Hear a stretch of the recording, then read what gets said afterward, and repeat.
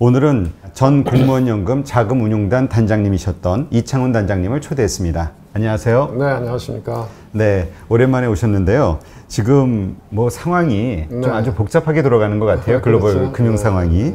최근에 뭐 나스닥이 계속 폭락을 여러 날 해왔고요. 10% 넘게 지금 빠진 이런 상황이 됐는데, 일단 나스닥이 이렇게 하락하는 그 이유는 어떤 것일까? 좀 이야기를 좀 해주시죠. 제가 보기엔 이제 제일 큰 거는 많이 올랐다는 거죠. 그러니까 뭐 나스닥을 길게 보면은 2008년 금융위기 때는 나스닥 100이라고 하는 지수가 1000에서부터 시작해서 12,000까지 올랐으니까 12배 오른 거잖아요. 그리고 짧게 보면은 코로나 터지고 나서 거의 한 6,000 얼마까지 떨어졌던 게 다시 또 12,000까지 왔으니까 불과 몇 달 사이에 2배가 오른 거거든요. 네. 그리고 또 이제 뭐 우리가 저도 그걸 보고 이건 과열이다. 그래서 다른 방송 같은 데 나가서 테슬라는 이제 한동안은 어려울 것 같다 이런 얘기 했었는데요. 폭락하기 전에. 그러면 테슬라 주가가 최근에 보니까 한 7배 가까이 올랐어요. 엄청 올랐네요. 엄청 올랐어요. 엄청 올랐고, 불과 한 작년 하반기부터. 그리고, 테슬라가 어쨌든 뭐 크게 두 가지인데, 하나는 이제 지난주인가 한 얼마 전에 보니까 뉴스에, 우리나라 개인들이 제일 많이 산 그 미국 주식이, 테슬라하고 애플이라고 그러더라고요. 네. 근데 아마존도 많이 샀지만, 근데 테슬라 같은 경우에는 이제 우리나라 사람들이 보유한 게 10대 주주 안에 들어간대요. 그럼 좀 과한 거죠. 그렇죠. 과하고, 지난번에 이제 결정적인 거는 테슬라가 이제 유상증자를 발표했잖아요. 돈이 없는 거죠. 운영자금이 다 고갈돼 있으니까. 근데 이제 시장에 참여하는 사람들은 사실은 증자를 하면 좋은 일이거든요. 미래를 위한 투자니까. 그래서 옛날에는 뭐 제 기억으로 한 25년 전, 1990년대. 그때는 증자를 한다 그러면 거꾸로 주가가 올랐어요. 왜냐하면 그때는 사람들이 어떻게 생각했냐면 증자를 하면 내가 주수가 늘어나잖아요. 그리고 또 좀 싸게 받으니까. 기존 주주 배정 증자였나 보죠? 그렇죠. 유상증자라는 게 어차피 뭐 좀 싸게 받으니까. 근데 이제 지금은 사람들이 사실 장기 투자를 안 하고 그야말로 우리가 이제 포트폴리오 투자라고 하는데 그냥 주식으로 투자하니까 증자를 하면 내가 돈을 내야 되니까 싫은 거예요. 그러니까 이제 빠지죠, 증자한다면. 그래서 어쨌든 테슬라도 그런 요인이 있었고, 그 다음에 이제 액면 분할했고, 액면 분할이라고 하는 게 사실은 테슬라하고 애플하고 두 개가 액면 분할을 했는데, 액면 분할이라는 게 뭐 특별한 일이 아니거든요. 그러니까 펀더멘탈하게 보면 똑같거든. 다만 이제 주수가 늘어나니까 거래가 좀 더 용이해진다 이런 건데요. 삼성전자도 사실 액면 분할하고 주가가 빠졌어요. 그때도 액면 분할하고 주가가 올라갈 거라 그랬는데, 액면 분할을 하게 되면 개인들의 참여가 늘어나니까 약간 주식이 좀 변동성이 더 커지는 경향이 있어요. 네.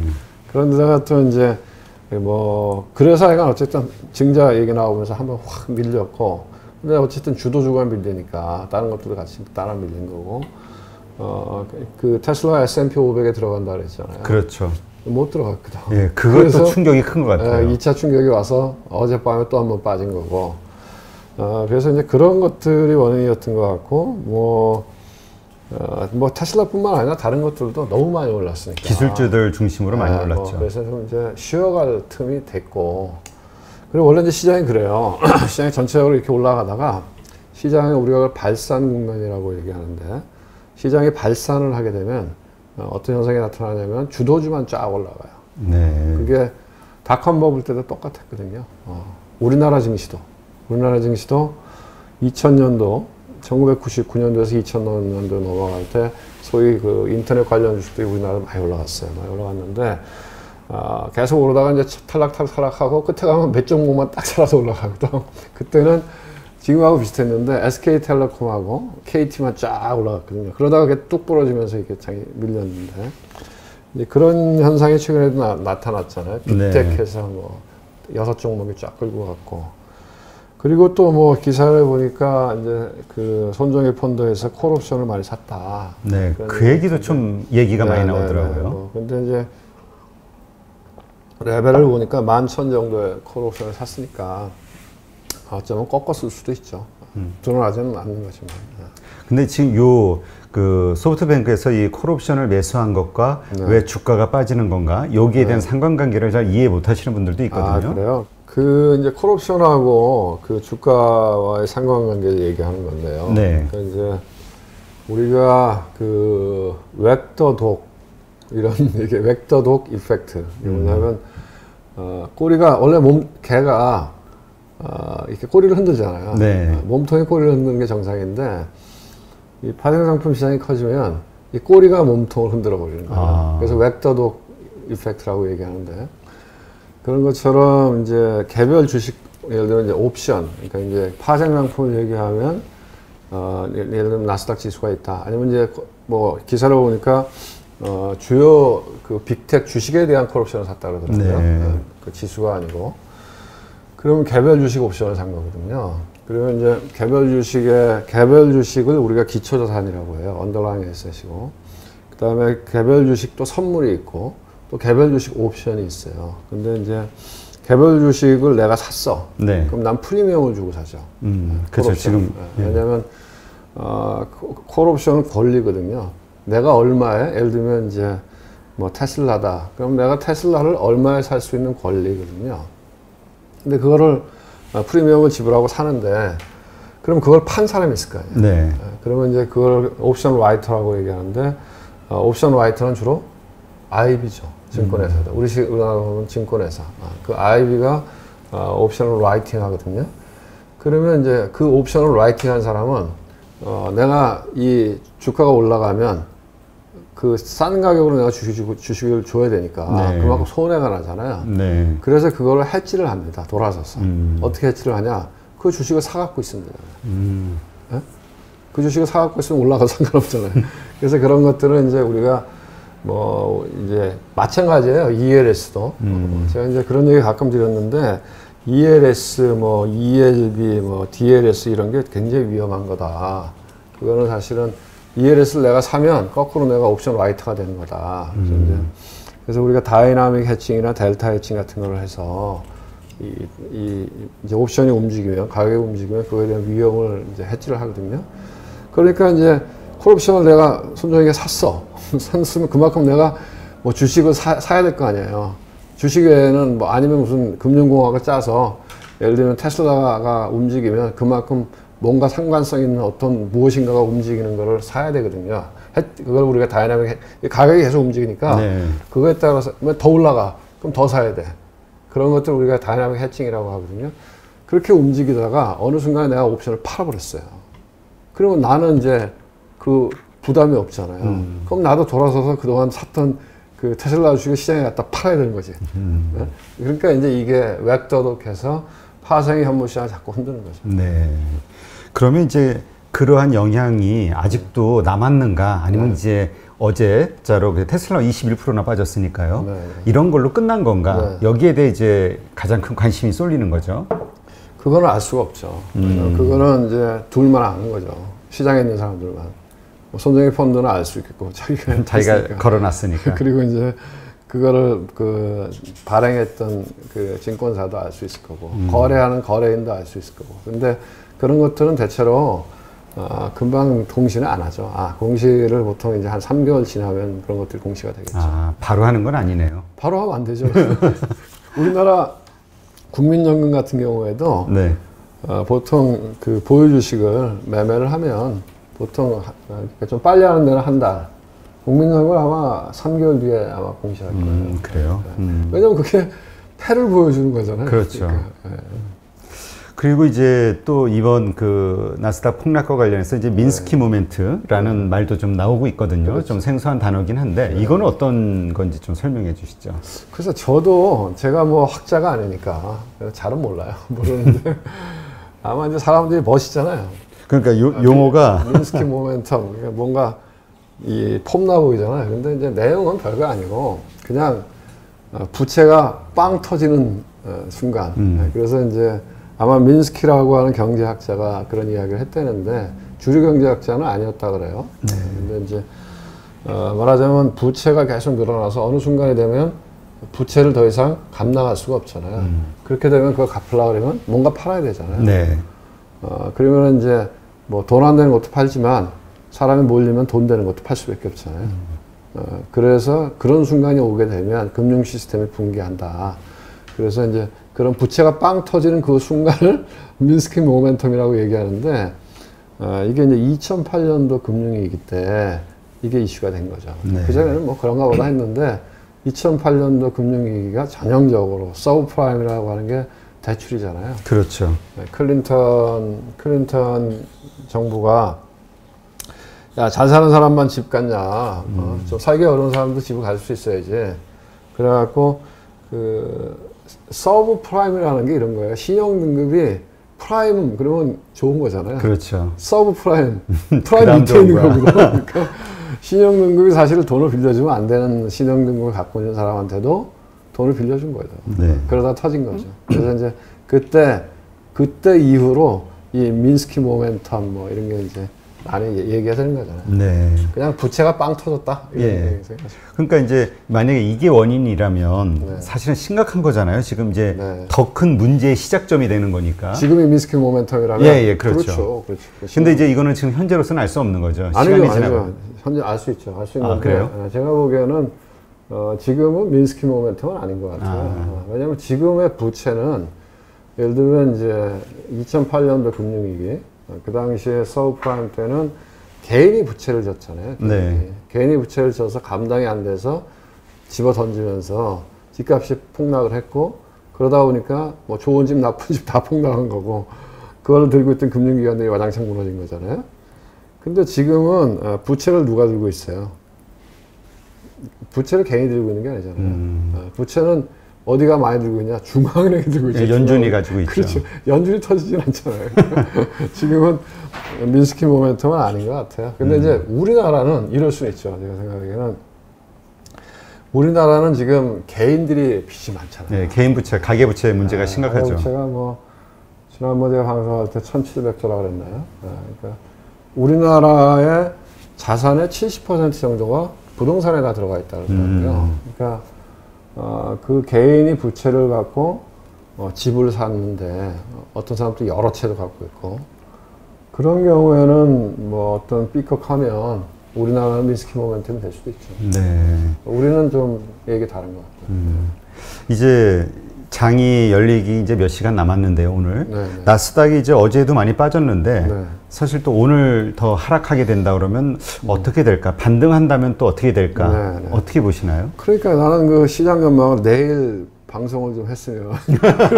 보고 나서 하시게. 네, 그럼 내가 확실하게 잘 얘기해 줄 수 있을 텐데, 이런 생각이 들는데, 네.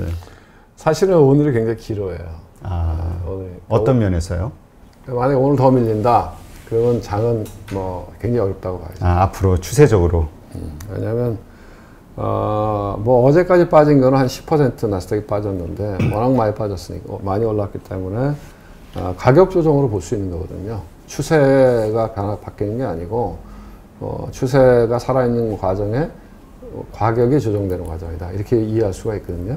그래서 이제, 만약에 오늘 반등해주고, 또 뭐 왔다리 갔다리 하다가 안정되고, 이렇게 하면은 괜찮아요. 추세가 꺾인 건 아닌데, 확률적으로 보면 오늘 밤에 반등할 확률이 훨씬 많죠. 지금 선물은 좀 빨간색이던데요. 네, 급락을 했기 때문에. 근데 이제 그걸 알 수가 없는 게, 누적되어 있는 매물이 아직 소화가 안 될 수도 있고, 만약에 매수 매도의 힘에 이 겨루기에서 매도가 더 강해지면, 미국은 프로그램 매매가 많잖아요. 네, 그렇죠. 모멘텀을 갖고 프로그램 매매하는 게 많잖아요. AI들이 많잖아요. 예. 알고리즘 하는 애들이 또 밀어버리면 뭐, 그건 밀리는 거니까. 그래서, 오늘이 굉장히 중요한 날이다, 이런 생각이 들고, 오늘 만약에 반등하면 뭐, 또 한 타임 이렇게 또 봐야 될 것 같고, 만약에 오늘 밀려버리면 심각하죠. 그러면 그건 사람들 심리가 아주 나빠질 수 있죠. 그리고 이제 제가 보기엔 이러나 저러나 이제는 급하게 주식을 살 때는 아닌 것 같아요. 지금은. 네, 왜냐면, 언제든지, 떨어질 때도 그래요. 떨어질 때도, 이렇게 폭락하다, 이렇게 계속 줄줄 떨어지다가 어느 순간에 급하게 반등하잖아요. 네. 그러면은 반작용이 있거든요. 다시 되밀려요, 기술적으로. 되밀렸다가 다시 이렇게 올라가는 모양이 나오는데, 마찬가지로 이제 떨어질 때에도 이제 사람들이 테슬라는 무조건 사기만 하면 올라간다? 애플은 예. 무조건 사기만 하면 올라간다? 이렇게 안 할 거 아니에요. 그런 생각이 지금까지는 다 있었죠. 굉장히 있었죠. 굉장히 있었죠. 아니, 저도 뭐 테슬라 같은 주식을 되게 좋게 얘기했었는데, 제가 한 지난주부터 이제 아닌 것 같다. 너무 이건 과열이다, 심하다, 이런 얘기를 했었는데, 다른 방송에서 이제 그런 얘기를 했었는데, 왜냐면, 어쨌든 간에 테슬라가, 그러니까 이 액면 분할한 가격으로 500불 넘어갔다가 300불대로 내려왔잖아요. 네. 그러면 뭐 한 400불대 정도에 산 사람들은 그럼 나 돈 많이 벌었어 이렇게 생각하고 있었는데 순식간에 손실이 난 거잖아요. 예. 이제 사람들이 그럼 심리가 어떻게 되겠어요? 이제 초조해지죠. 다시 올라오면 어떤 생각이 들까요? 팔아야지. 팔고 싶죠. 당연히. 그래서 뭐 기술적인 반등은 줄 것 같아요. 왜냐하면 10% 그나마 컸으니까. 근데 이제 다시 기술적인 반등을 줬을 때 이번에 다 못 판 사람들이 남아 있다고 하면 그 사람들은 팔라 그럴 거 아니에요. 네. 반이라도. 두 번째로 그동안에 무조건 사기만 하고 올라갔으니까 사는 게 정답이었잖아요. 네, 그렇죠. 근데 봤잖아요, 이제. 네, 이렇게도 빠질 수 있구나. 그럼 사람이 이제 사는 게 금방은 못 사죠. 금방은 못 사고 좀 이렇게 진정되는 걸 보고 살 테니까 이러나 저러나 뭐 기간 조정이 됐든 가격이 조정이 됐든 이제 조심해야 된다 이런 생각이 듭니다. 그러니까 일단 매수세는 확실하게 약화될 것 같기는 하고요. 네. 근데 이제 그 매도세가 과연 얼만큼이나 될 것이냐, 차익 실현 욕구가. 네, 네. 그 다음에 말씀하신 대로 손실 회피 욕구도 네, 있고. 네, 네. 그러면 이제 지금 기존의 어떤 미국의 어떤 그런 주식을 가지고 있는 분이라면 네. 어떻게 대응을 하는 게 좋을까요? 일단은 파는 게 현재 시점에서 맞는 건가요? 아니면 그건 참 제가 조심스러워서 뭐라고 말씀드리기 어려운 것 같아요. 그거는 이제 각자의 입장이 다르고 각자의 투자 목적이 다르니까 뭐 어떤 사람은 여유 자금을 갖고 장기 투자했을 수도 있고 어떤 사람은 뭐 이게 뭐 이 돈을 땡겨서 이렇게 짧게 투자하는 사람도 있을 거고 그러니까 그 입장에 따라 좀 다 다를 것 같아요. 근데 저는 이제 이런 생각은 듭니다. 그러니까 어떻게 보면 테슬라 이런 주식들을 봤을 때 이제 테슬라는 당분간은 정고점을 넘기는 어려울 거다. 왜 이렇게 보냐면은 일단은 몸에 좀 세게 한번 두드려 맞았고 두 번째로는 어제 이제 재밌었던 게 이 니콜라라고 하는 주식이 요새 또 유명하잖아요. 네, 그렇죠. 니콜라 맞죠? 수소차. 니콜라, 예, 니콜라. 니콜라가 그 제너럴 모터스 GM하고 손잡기를 했잖아요. 무슨 얘기냐면 테슬라가 혁신을 이제 만들었잖아요. 전기차라고 하는 혁신을. 그래서 지금까지 시대 정신을 끌고 왔잖아요. 그건 대단했던 것 같고 그거를 시장에서 평가를 해주는 것 같고. 근데 밸류에이션은 뭐 이해할 수 없는 밸류에이션이니까 너무 많이 올랐으니까. 근데 이제 지금은 어떤 현상이 벌어지냐면 제너럴 모터스는 전통적인 자동차 회사잖아요. 네. 전통적인 자동차 회사들도 미래 산업하고 이제 손을 잡겠다는 거거든. 그리고 뭡니까 현대자동차 네. 내년도에 전기차 나온다는 거 아니에요. 네, 그렇죠. 네, 그러면은 이제는 그 테슬라 혼자 독주하던 시대는 끝났다. 테슬라가 이제 혁신의 주자로서 시장의 상징성을 보여주는 거는 여기까지인 것 같고요. 본격적인 경쟁에 들어가면 기존의 자동차 회사들하고 경쟁을 해야 되기 때문에 만만치 않다 이렇게 봅니다. 네, 그렇군요. 그러면 지금 어쨌건 시장에 참여하려고 했던 분들은 조금 더 관망하는 게 지금 상황에서는 지금은 조금 시장을 보시는 게 네. 그리고 이미 보유하고 계신 분들이라면 뭐 장기 투자라면 뭐 지금 단기간에 이런 급등락에 네. 뭐 이렇게 너무 초조해할 필요는 없는 거잖아요. 그렇긴 한데 나스닥은 좀 과하게 오른 것 같아요. 내가 얘기하기에는 가격 조정이 있어야 된다. 그러면 가격 조정이 있고 상당한 폭으로 있고 그 기간이 조금 오래 걸릴 것이다. 보통은 이제 어떻게 주가가 늘 똑같은데요. 지수가 보면은 이렇게 오르잖아요. 네. 급하게 오르잖아요. 그러면 많은 가수요가 붙어요. 그래서 뭐 기관 투자가 뭐 연기금 이런 사람들은 안 팔잖아요. 네. 그렇게 들어오는 물량도 있지만 이렇게 트레이딩 목적으로 들어오는 개인들 매매도 있고 이런 것들이 많이 가수요가 붙어 있거든요. 뭐 우리나라는 동학개미 운동 하지만 거기도 무슨 로빈훗인가 한다며요. 네. 그런 가수요들이 이렇게 조정이 오면 그게 좀 털려야 돼요. 그 털리는 과정이 필요해요. 네. 그래서 84는 팔고 그래갖고 좀 이렇게 안정돼서 다시 박스권으로 횡보하는 기간을 지나서 다시 주가가 움직이거든요. 그러니까 지금은 뭐 물론 반등은 주겠죠. 근데 이제 그런 거를 우리가 모듈이라고 그러거든. 빠질 때는 그냥 안 빠지거든요. 그래서 그러니까 조금 빠지기 위해서 잠깐 반등했다 또 떨어지고. 만약에 이렇게 내려왔다가 이제 뭐 워낙 단기 낙폭이 크기 때문에 되돌리겠지. 그걸 우리가 이제 기술적인 반등이라고 그러잖아요. 테크니컬 리바운드. 네. 그 이후에 다시 빠지면 그러면 낙폭이 한 번 더 커질 수도 있고. 공도 그렇잖아요. 이게 퉁 떨어뜨리면 이렇게 했다가 올라갔다 두두두두두 이렇게 하다 안정되잖아요. 네. 주가도 그러니까 지금은 조금 뭐 이 매수하는 분들은 조금 뭐 천천히 해도 되죠. 뭐 가지고 있는 분들은 뭐 하여튼 매도 자기 입장에 따라 다른 거죠. 네. 뭐 반 나눠서 매도를 하든 아니면 물량을 좀 줄이든 어느 종목이냐에 따라 다른 거고. 아니면 뭐 들고 가시던 상황에 따라서 어쨌건 새로 진입하는 분들은 좀 당분간 관망하는 자세. 타이밍은 뭐. 알겠습니다. 그러면 이제 문제는 한국 시장이잖아요. 이제 지금 며칠 그 나스닥이 상당히 폭락을 함에도 불구하고 국내 시장은 아주 튼튼하게. 그렇죠. 깜짝 놀랐어요. 당연히 폭락할 거라고 봤는데. 오늘도 제가 보니까 저도 오늘 시장을 보고 왔는데. 물론 이제 막판에는 밀렸지만 우리 시장 대단해. 네, 그래도 뭐 1% 정도, 4% 넘게 빠진 나스닥이 빠진 거에 비하면 진짜 잘 선방한 거죠. 대단해요. 이거는 아무래도 개인들의 힘이겠죠, 매수세. 그렇죠. 그러니까 이제 제가 생각하기에는 예탁금이 사실은 이제 외국인들은 한 지난주 월요일 날 1조 5천억인가 팔았어요. 외국인들은 미리 좀 땡겨서 알았던 것 같아요, 지들끼리는. 그래서 뭐 물론 그때는 MSCI 지수 변경도 있었고 그런데 그 전에도 MSCI 지수 변경이 있었는데 뭐 근데 갑자기 하루에 뭐 1조 5천억씩 시장에 갖다 팔지는 않았는데, 그러니까 걔네들은 뭐 미리 좀 알았던 것 같고요. 어쨌든 그런 상태에서 그걸 다 받아낸 게 개인들이죠. 왜냐면 이제 그래서 이제 참 저도 이게 궁금해요. 얼마나 이게 이제 될까. 왜냐면 예탁금이 지금 60조가 넘었거든요. 그 전에 예탁금이 한 30조 뭐 이랬다가 지난번에 SK 바이오팜 하면서 땡겨갖고선 50조가 넘어갔다가 IPO 자금 들어왔다가 남아있는 거죠.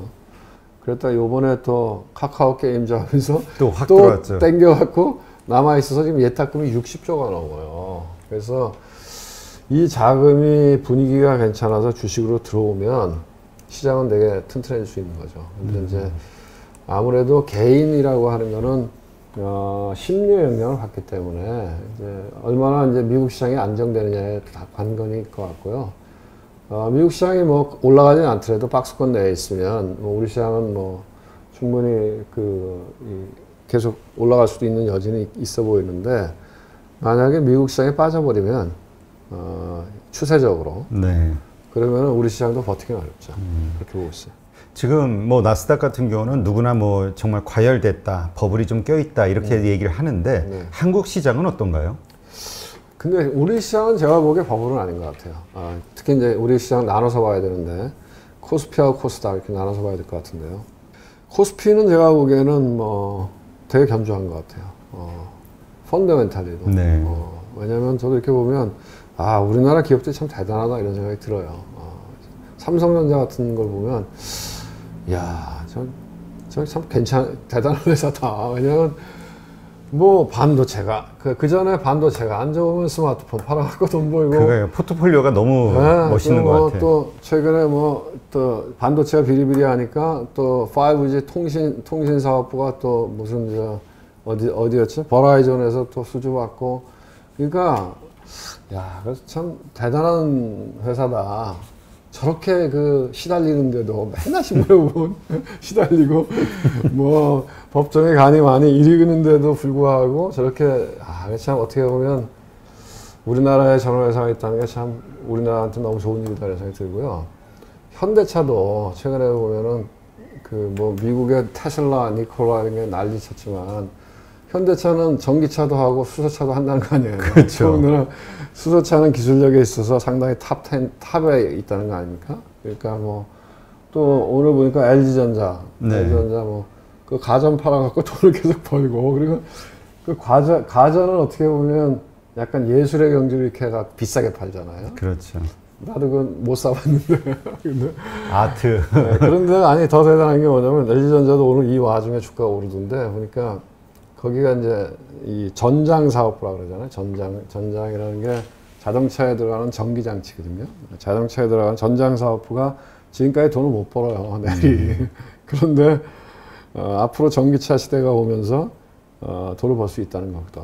그래서 이제 그런 튼튼한 기업들이 많은. 그다음에 뭐 음식료 CJ 제일제당 이런 것도 보면 언택트 시대 농심 라면 엄청 잘 팔린다는 거 아니에요?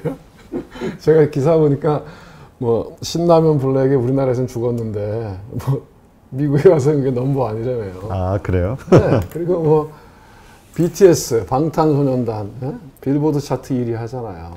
요새 K-팝 문화가 엄청난 것 같아요. 네. 그리고 뭐 우리나라 뭐 은행주 보면 뭐 금리가 안 좋다고 해서 딜이 파는데 너무 싸. 제가 보기에는 무슨 KB금융주주 이런 거 보면은 PBR이 0.3배밖에 안 돼. 근데 아니 뭐 은행이 들고 있는 게 무슨 공장 설비도 아니고 들고 있는 거라가 다 돈인데. 그러니까 이렇게 보면 제가 보면은 거래소는 별로 안 비싸 보여요. 별로 안 비싸 보여서 뭐 여건만 괜찮으면 갈 수 있는 여지가 있다 보이고 코스닥은 좀 다른 것 같아요. 네, 이게 또 얘기하면 막 댓글 악플 달리는 거 아닌지 모르겠는데. 아, 오래 사실 거예요. 제가 보기에 코스닥은 좀 버블이 있는 것 같아요. 좀 그건 조정이 필요해 보이던데, 왜냐면은, 이제 코스닥이라고 하는 게 주로 바이오 주식하고 IT 관련 부품 회사들인데, 나스닥하고 비슷하잖아요, 성격이. 그렇죠. 나스닥은 조정을 받잖아, 지금. 근데 코스닥도 2배 올랐어. 코스닥도 3월 대비. 네, 제가 이제 저는 이 오해 없으시게 이제 저는 보는 지수가 저는 이제 지수도 코스피보다는 코스피 200을 보고 네. 코스닥은 코스닥 150이라고 있어요. 네. 코스피 200 같은 지수가 있는데 코스닥 150 지수를 보는데 왜냐면 제가 뭐 코스닥 종목이 많은데 그걸 다 알 수가 없으니까 그러니까 대충 큰 것들 팔로우하면서 보는데 그 코스닥 150 지수가 보면 코로나 이후에 2배 올랐어요. 그 조정도 없어. 오늘 처음으로 조정 나왔어요. 네. 오늘 처음으로. 조정이라고 하기에는 1%. 아니, 코스닥은 막판에 밀려서 한 2% 빠졌어요. 아, 그래요? 네, 처음으로 오늘 조정이 나왔는데, 그래도 뭐, 미국의 나스닥 저렇게 하는 거 보면, 여기도 좀, 이거는 약간. 근데 이제, 그거는 제가 보기에 공매도를 지금 못 하잖아요. 아, 맞아. 그런 공매도 영향들이 좀 때문에. 있는 것 같아요. 그런 영향이 있어서 땡기면 올라가니까. 그래서 거기는 조금 조심할 필요가 있다는 생각이 들어요. 네. 근데 이제 그 이제까지 주식 격언해 보면 그거잖아요. 외국인이 매수를 시작했을 때 들어가야 된다. 이런 얘기가 있었잖아요. 네. 근데 이제 이 외국인과 기관 네. 이들이 언제 과연 매수를 시작할 것인가? 네. 왜 계속 팔고 있는 건가? 이유는 네. 부정적으로 보기 때문에 파는 건가? 뭐 여러 가지 얘기가 있는 거죠, 지금. 어떻게 보시나요? 그러니까 그게 지금 이제 그 현상을 이제 참 저도 관심 있게 보는데요. 사실 시장은 외국인이 주도했었거든요. 네. 그리고 기관도 좀 따라가고. 근데 지금은 어떻게 보면 개인이 어떻게 보면 더 스마트해졌잖아요. 그래서 그 역량은 제가 보기에는 이런 부분이 있는 것 같아요. 이런 유튜브. 옛날에 개인은 정보가 비대칭했어요. 왜냐하면 기관 투자나 외국인들은 증권회사의 리서치 서비스를 받잖아요. 그러니까 저도 이제 나와 있으니까 답답해. 뭐 좀 알아보고 싶으면 옛날 같으면 야 좀 알아봐. 그러면 뭐 증권회사 애널리스트 불러갖고서 얘기 들어보면 딱딱 파악이 되는데 개인들은 그럴 수가 없잖아요. 그렇죠. 그러니까 이제 정보가 비대칭되어 있기 때문에 아무래도 개인이 게임에서 불리한 거죠. 근데 요새는 제가 보니까 일단 이런 유튜브 방송이 엄청 많잖아요. 그렇죠. 저도 뭐 궁금한 게 있어서 유튜브에 가서 예를 들면 카카오 딱 치면 카카오에 대해서 설명하는 유튜브가 쫙 있어. 그러니까 그만큼 이제 정보의 비대칭성이 줄어든 거죠. 그리고 지금 들어오는 개미들은 또 똑똑해. 2030도 많이 좋았다며. 네. 그래서 이제 그런 면에서 개인들이 굉장히 스마트해졌다 이런 생각이 들고, 그러면 이제 이 개인과 외국인 기관의 싸움이 어떻게 될 거냐. 외국인과 특히 외국인에서 파는데, 근데 그거는 저는 이제 글로벌 트렌드에 달려 있을 거라고 봐요. 왜냐면 아무리 이러니 저러니 해도 우리나라 코리아 마켓도 글로벌 마켓에 하나 들어있는 거니까 글로벌 마켓이 조정을 받으면 우리도 뭐 아무리 동학개미가 해도 그거는 이겨낼 수가 없고 그렇지 않으면 근데 외국인들은 왜 파냐? 제가 보기에는 뭐 나쁘게 본다 이런 거보다 제가 일전에도 한번 설명드린 것 같은데 근본적으로 외국인의 상당 부분들은 패시브예요. 패시브. 패시브. 네, ETF나 인덱스. 네, 그러니까 이머징 마켓 쪽으로 펀드가 이렇게 형성이 돼 있는데, 그러니까 코리아 마켓 이렇게 투자하는 사람들은 이치만을 잡고 이머징 마켓 이렇게 투자하는데 그 중에 이제 한국 포션이 있는 거죠. 근데 이머징 마켓이 지금 다 안 좋잖아요. 그래서 근데 우리가 제가 여러 번 말씀드렸지만 불행하게도 우리가 경제 규모로 보면 탑 10인데 말이 안 되는 거지. 우리가 이머징 마켓에 들어가 있다는 게. 그렇죠. 그거는 진짜로 정부 당국자들이 한번 고민을 해봐야 돼요. 그 정부 당국자들이 고민을 해서 MSCI 인덱스에서 우리가 이머징이 아니라 선진국 월드 인덱스로 들어가 줘야 시장의 변동성이 줄어들거든요. 그러니까 지금 어떻게 보면 이머징 취급을 받기 때문에 뭐 브라질 이런 데 뭐 다 안 좋잖아요. 그렇죠. 아르헨티나, 터키 뭐 등등등. 그리고 더군다나 이제 지금 같은 상황에서는 통화를 기축 통화국 국제 통화를 찍어낼 수 있는 나라하고 그러지 못한 나라하고 차이가 벌어지니까 그런 맥락에서 이제 계속 매도되는 게 있을 것 같고 이런 부분도 있을 거예요. 최근에 저는 공매도에 대해서 이제 양론이 있는데 이것은 상당히 조심스러워요. 이것도 또 뭐 얘기하면 악플이 많이 달리는데 아마 최근에 이제 공매도 연기됐잖아요. 그렇죠. 그것도 영향이 있었을 거라고 저는 봐요. 그러니까 외국인들 입장에서는 자기네들에게 불리한 시장으로 보일 수가 있는 거죠. 아니 그런 게 아니고 네. 이상한 시장인 거지. 한국이. 그러니까 기본적인 경제 원리를 깨버렸으니까. 그렇죠. 왜냐하면 물론 이제 뭐 금융위기 때나 아니면은 또 이런 코로나 초기 국면에서는 일시적으로는 공매도 금지를 해요. 하는데 대부분 이미 다른 나라는 다 풀었거든. 근데 이제 결정적인 게 우리 시장은 그걸 갖고 정치인들이 얘기를 하잖아요. 이상한 것 같아. 정치인들이 공매도를 뭐 6개월 연장해야 된다. 뭐 이렇게 얘기하잖아요. 그러니까 정치 논리가 이 시장으로 들어오니까 그러면 불안하지 않을까요? 좀 이렇게 그런 거는 저는 조금 우리가 이 큰 그림에서 보면 바람직하지 않다고 봐요. 왜냐하면 우리 시장이 선진 시장이어야지 우리 시장이 후진 시장으로 글로벌 마켓에서 취급받으면 안 되거든요. 그렇죠. 왜냐하면 이제 그런 문제는 있어요. 그러니까 기울어진 운동장 뭐 이래서 저도 공매도를 해볼까 하고 물어봤더니만 개인은 안 된대. 친구들 안 한다 하더라고. 네. 그래서 그러니까 그런 건 잘못된 거죠. 그렇죠. 개인들에게도 그렇죠. 기관이나 외국인이나 공매도를 할 수 있으면 개인도 공매도 할 수 있게 열어줘야 되는데 또 사정들이 있더라고 보니까 뭐. 근데 왜냐하면 이게 공매도가 없으면 이게 기울어지는 게 신용은 있잖아요. 그렇죠. 돈을 빌려서 주식을 살 수 있잖아요. 근데 이게 나는 안 갖고 있지만 이게 과도하고 좀 비싼 것 같아. 그러면 누군가를 빌려서 팔 수 있어야 되잖아요. 네. 근데 이게 안 되잖아요. 그러면 어떤 현상이 있냐면 사실 개인 투자한테는 별로 좋은 거 아니에요. 제가 생각하기엔. 왜냐면은 꾼들한테만 좋은 거예요. 왜냐면 꾼들은 땡기면 되거든. 물건을 돌리면서 보면은 그런 것들이 보여요. 보면은 거래량이 확 늘어나. 어떤 종목이. 근데 실제로 호가에 걸려있는 거래량을 보면 많지가 않아요. 그거 뭐냐. 꾼들이 땡기는 거거든. 물건을 돌리면서.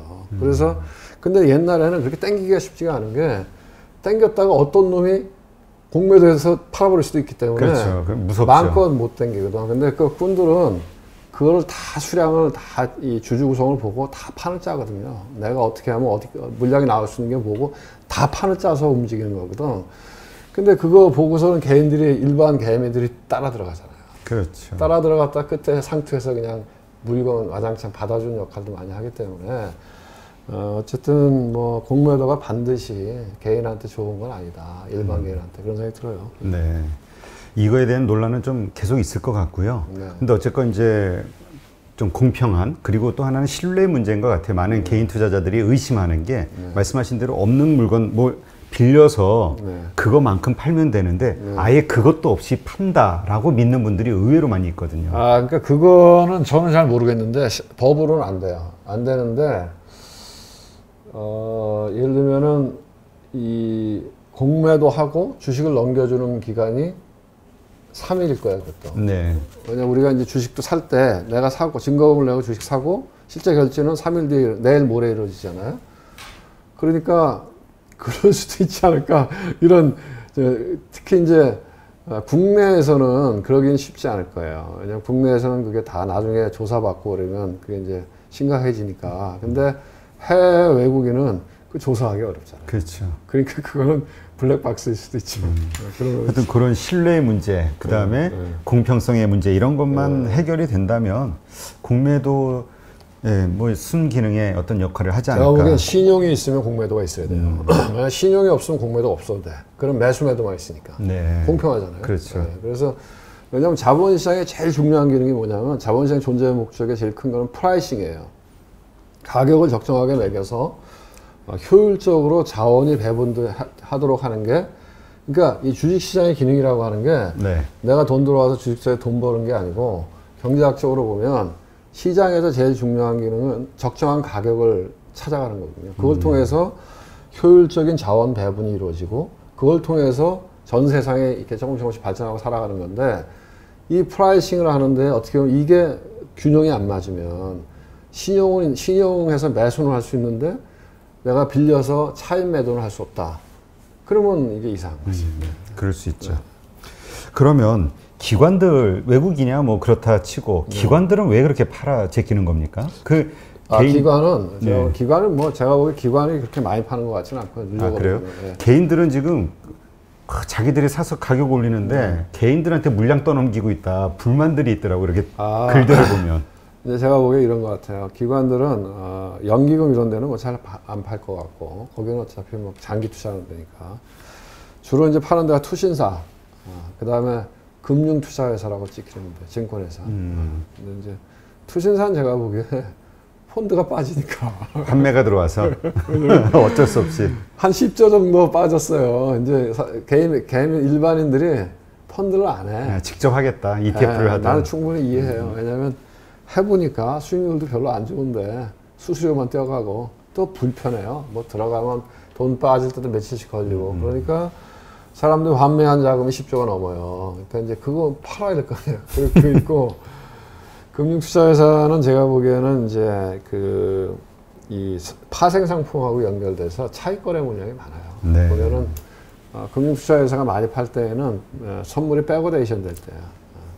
오늘도 팔았잖아요. 어제도 팔고.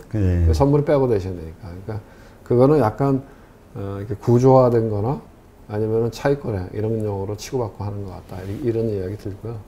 기조적인 매도세를 보인 거는 외국인이죠. 외국인. 그러면 이제 외국인이 다시 매수로 전환이 될 때 외국인들은 어떤 종목을 담을 것인가, 이걸 알면 미리 기다릴 수 있잖아요. 아니죠. 삼성전자죠. 뭐 무조건 삼성전자예요? 그렇죠. 한국을 산다 그러면 한국에 있는 대표 주식을 사는 거죠. 삼성전자, 뭐 현대차, 뭐 등등등. 뭐 네이버, 뭐 카카오, 뭐 셀트리온, 뭐 등등. 그러니까 대표 종목들. 그렇죠. 대표주. 근데 이제 지금 요즘 보면은 그 현대차나 삼성전자, 카카오 이런 것들을 팔고 뭐 LG전자나 SK텔레콤 이런 걸 매수했다는 뭐 집계가 있다고 하네요. 최근이죠. 짧은 기간인데. 그러니까 이게 의미 없는, 아직은. 이제 아까 외국인 얘기에 이어서 제가 한마디 하면, 그럼 언제 외국인이 돌아올 것 같냐? 제 생각에는 몇 가지 조건들이 있는데요. 하나는 이 빅스가 안정이 돼야 된다. 변동성이. 그래서 이제 지금도 굉장히 이 변동성 지수가 안정이 됐는데 그럼에도 불구하고 30이에요. 근데 옛날에는 한 15였거든. 아, 그래요? 옛날이 아니라 불과 코로나 터지기 전에. 저는 20 중반 때면 안전한 건가 그랬는데. 2018년, 2019년도에는 10. 10. 10. 거의 7, 8년 동안 10을 놓고 왔다 갔다 했거든요. 그게 20 이하로 내려와야 된다. 그래야 자금들이 선진국에서 이머징 쪽으로 넘어간다는 거죠. 첫 번째. 그리고 두 번째, 어느 정도 이제 이 통화 가치가 어느 정도 이제, 왜냐하면 지금 달러는 계속 약해지는데도 불구하고, 그거는 유로나 예엔이 강해지는 거지, 이머징 통화는 약하잖아요. 그렇죠. 우리나라 원화도 1190원대잖아요. 예, 거의 원래 그럴 정도. 달러가 100에서 90으로 내려왔으면 환율도 지금 1000원 한 50원 가 있어야 되잖아요. 근데 안 내려오잖아요. 그러니까 지금 어쨌든 이머징 시장 전체가 그러니까 제가 늘 강조하지만 빨리 우리 MSCI를 벗어나야 된다. 이 동학개미들이 얘기해서 요새는 뭐 얘기하면 되더구만 표니까. 그래서 이 한국이 이 이머징 마켓 MSCI 이머징 마켓 지수가 아니라 MSCI 선진국 지수로 들어가야 된다. 그러면 된다 이거죠. 이제 아니 뭐 경제 규모로 봐서는 충분히 가능한데. 당연한데 이제 제가 보기에는 금융위에서 소관 사항인데 금융위가 떨떠름한 이유는 하나예요. 제일 여러 가지가 있는데 그 중에 제일 큰 거는 환율이에요. 환율. 우리는 IMF에 대한 트라우마. 환을 우리가 컨트롤할 수 있느냐 없느냐 하는 건데 저는 근데 환을 컨트롤 못해요. 그건 시장이 결정하는 거고. 그렇죠. 어떻게 보면 주식시장이 안정되면 원화는 더 안정될 수 있어요. 그렇군요. 그러면 외국인이 요새 뭐 LG전자나 SK텔레콤 며칠 이렇게 좀 매수했다. 이걸 가지고 가치주로 이렇게 성장주의 가치주. 이거는 제가 그건 말씀드릴 수 있는데 지금 이런 겁니다. 그러니까 성장주는 성장주가 느리게요. 주식시장에서는 성장주가 느리깁니다. 왜냐하면 새로운 성장을 만들어내면 그만큼 우리가 박수를 쳐줘야 되잖아요. 그래야 계속해서 혁신이 일어날 거 아니에요. 그래서 주식시장에서는 성장주가 가치주보다 늘 이기는데 지금은 성장주하고 가치주하고 너무 벌어졌어. 갭이. 네? 너무 뭐 성장주에 카카오 얘기하셨는데 카카오 이런 게 퍼가 한 100배 가까이 되잖아요. 네? 그리고 바이오 회사는 퍼도 없어. 바이오 회사는 적자잖아요. 적자가 그렇죠. 나는데 뭐 웬만한 바이오 회사는 다 시가총액이 1조가 넘어가 있잖아요. 그러면 한만 그래도 좀 너무한 거잖아요. 그거하고 그럼 SK텔레콤 이렇게 보면 제가 아까도 얘기했지만 무슨 뭐 KB 금융주주 이런 거 보면 아니 뭐 이상한 회사도 아닌데 이렇게 벌어질 일은 없거든. 그러면은 이 갭을 좀 좁혀놔야 다시 또 얘가 뛰어갈 수 있거든요. 지금은 그런 과정이다 이런 것 같아요. 네. 그러면 지금 뭐 카카오 얘기하셨으니까 네. 한 42만 원 정도까지 가다 이제 한 38만 원 정도? 네네. 잠시만요. 예, 그 정도 하는 것 같은데, 네. 하여튼 요새 카카오가 며칠 이제 좀 빠지는 모습을 보이고 네, 있거든요. 이걸 어떻게 추세로 봐야 될까요? 아니면 일시적인 어떤 뭐 조정 이런 걸로 봐야 될까요? 그러니까 이제 제가 뭐 개별 종목에 대해서 이런 데서 이제 논의하는 건 조금 조심스럽긴 한데요. 개별 종목이 아니라 어떻게 보면 이제 우리가 이 고평가, 그러니까 고밸류에이션의 성장률을 어떻게 바라봐야 되느냐 이런 관점에서 이제 카카오나 네이버를 왜냐하면 지금 나스닥이 어쨌든 흔들리는 모양을 보여주면서 뭐 나스닥 사실 이제 아마존 같은 회사 이런 것들이 또 페이스북 뭐 이런 것들이 많이 조정을 받잖아요. 그러면 성격이 비슷한 거거든. 카카오 네이버 이런 것들. 그래서 어떻게 바라봐야 될까? 이제 이런 거 우리가 한번 고민해 볼 필요가 있는 것 같아요. 근데 저는 생각에 이런 생각은 얼핏 들더라고요. 이제 지금까지는 카카오 네이버 이거 국민주잖아. 주식한다는 사람은 다 들고 있잖아요. 그렇죠. 국민주인데 조금 조심할 때는 온 거 아닌가 이런 생각이 들어요. 왜냐하면 이제 저기 큰형님 나스닥. 네, 나스닥에 있는 아마존 뭐 또 페이스북 뭐 이런 것들이 흔들리잖아요. 조금씩. 그러니까 조금 우리도 조심할 때는 됐다 이런 생각이 들고 또 이게 밸류에이션이 비싸잖아요. 네. 카카오는 더 비싸. 네이버보다도 밸류에이션이 한 2배쯤 되거든요. 근데 이제 저는 이런 생각이 들어요. 주식이 언제 사느냐? 그러면 더 이상 나빠질 게 없을 때 사면 되거든. 그러니까 일단 나쁜 과정을 좀 봐야 되겠네요. 그러니까 주식을 언제 사냐면 네. 뭐 온갖 나쁜 얘기가 나와서 더 이상 나빠질 때가 아닐 때. 우리 코로나 때도 그랬잖아요. 그렇죠. 거기가 바닥이고 또 언제가 바닥이냐면 우리가 삼성전자 하이닉스도 봤잖아요. 삼성전자 하이닉스도 2018년도 4분기 실적이 최악이었거든요. 그 실적이 발표하는 딱 그날 거기가 바닥이었어요. 네. 그럼 언제 팔아야 되느냐? 그 명확하잖아요. 언제 팔아야 돼요? 그 전에 팔아야죠. 아니죠. 언제 팔냐면 거꾸로 너무 좋을 때. 그러니까 더 이상 좋아질 게 없을 사람들이 때. 막 더 올라갈 거야라는 기대감이 가장 그렇죠. 가득 찼을 때. 그러니까 지금 약간 불안한 게 그런 느낌들이 좀 있다는 거지. 카카오를 바라보면서 제가 느끼는 느낌은 지금 뭐 나쁜 얘기가 없잖아요. 그렇죠. 네, 앞으로 계속 그리고 이제 카카오 게임즈가 이제 상장되고 그다음에 카카오 뱅크가 상장되잖아요. 근데 이제 이런 생각도 얼핏 들더라고. 참조하시라고. 그렇다고 제가 뭐 카카오가 떨어진다 이런 얘기가 아니라 참조하시라고. 뭐냐면 이 카카오, 내가 카카오의 주인이다. 김범수 씨가 여기 의장인 거 그럴 텐데. 그러면 누구보다 내가 선수 아니겠어요? 그렇죠. 그러면 왜 내가 들고 있는 주식을 지금 상장하겠어요? 가장 좋을 때니까. 그렇지. 내가 이제 이 정도면 팔아도 되는 거거든. 그러면 지금이 어떻게 보면 제일 좋은 때라고 생각하고 제일 가격을 잘 받을 수 있다고 생각하기 때문에 던지는 거거든요. 그리고 또 이제 어떤 점을 제가 조금 걱정하냐면 너무 많이 벌려. 사업을. 네, 뭐가 뭔지도 모르겠어요. 엄청 벌리잖아요.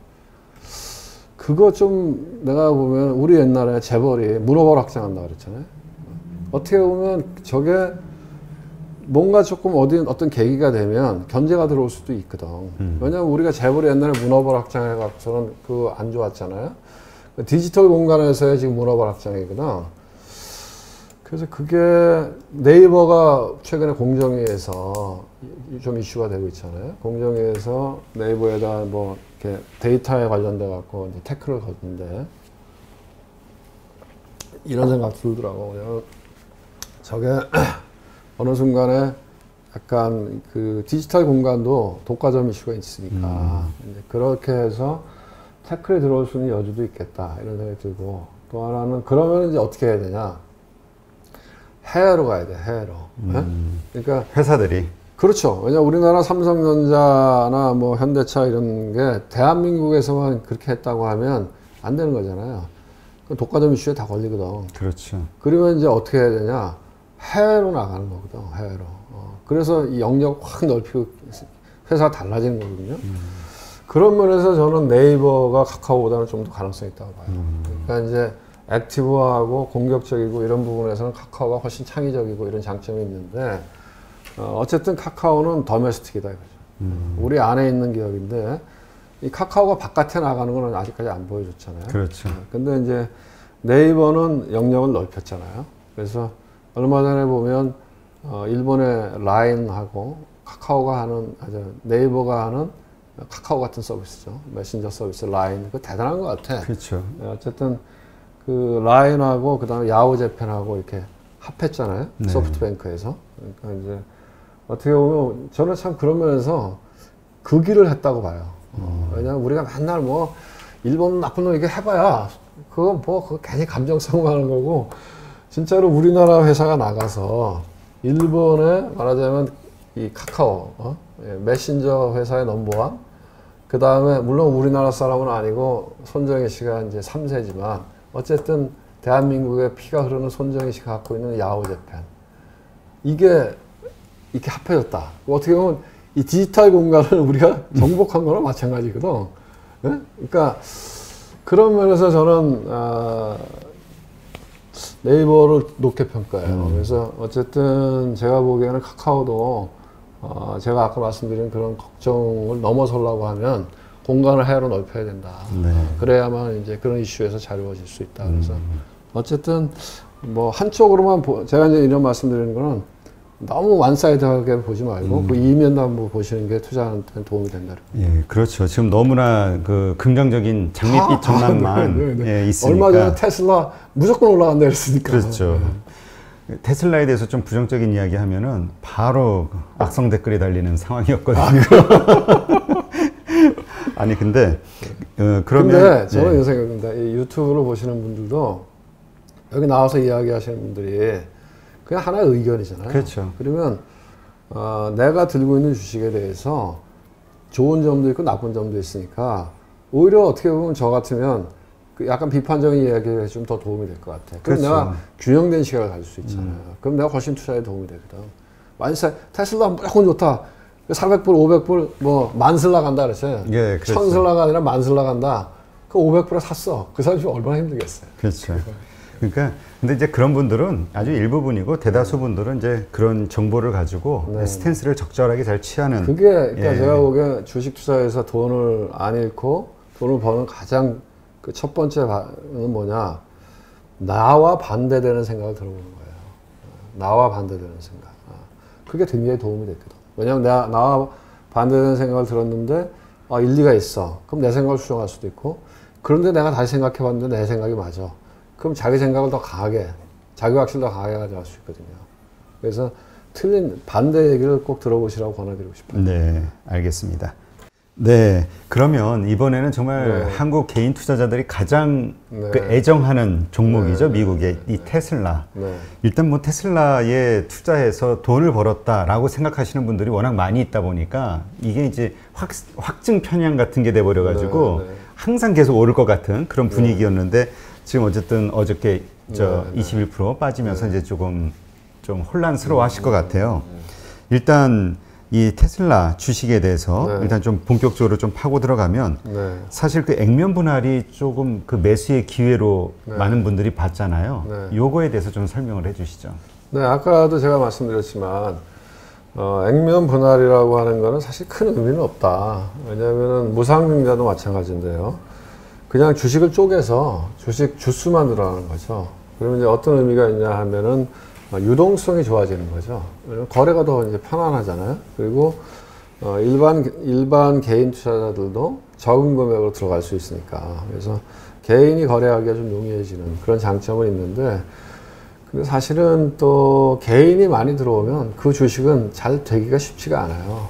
왜냐면은 기관 투자가가 사면 그거는 잠기는 물량이잖아요. 그렇죠. 사서 이렇게 잠기잖아요. 그러면은 시장의 유통 주식수가 점점 줄어들어야 주가가 더 탄력 있게 위로 올라가죠. 근데 개인 투자자들이 많이 들어와서 또 이제 그 액면가가 낮아지면 개인이라고 하는 사람들은 엄청나게 많은 숫자를 하나요. 그리고 개인 투자자는 장기 투자하는 사람도 있지만 단기 투자하는 사람도 많잖아요. 그렇죠. 샀다 팔았다 하는 사람도. 그러다 보면 주가가 아무래도 힘을 받기는 조금 더 어려워지는 경향이 있어요. 네.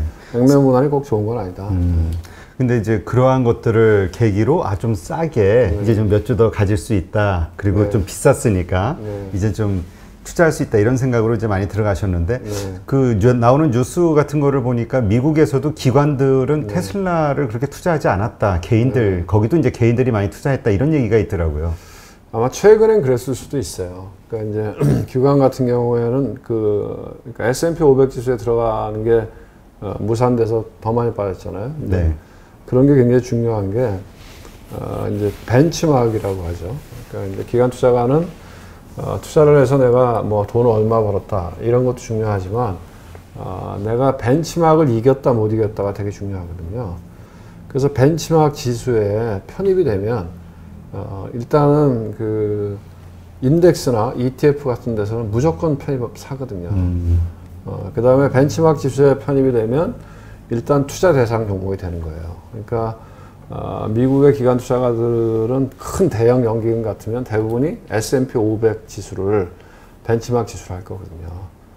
그러면 S&P 500 지수에 없는 테슬라 그리고 주가가 급등했어요. 그런 건 잘 안 사죠. 헤지펀드는 사겠지. 근데 우리나라도 이제 연기금들, 국민연금이나 연기금들은 벤치마크이 코스피예요. 코스피. 네. 그러다 보니까 코스닥은 좀 적게 사는 거죠. 그래서 좀 그거는 저는 좀 문제가 있다고 봐요. 제가 이제 공무원 전공했을 때도 그런 생각이 들었는데 그거는 이제 우리가 결정하는 게 아니고 그 1년에 한 번씩 공공기금들은 기재부죠. 네. 정부의 공공기금 평가를 통해서 평가를 받거든요.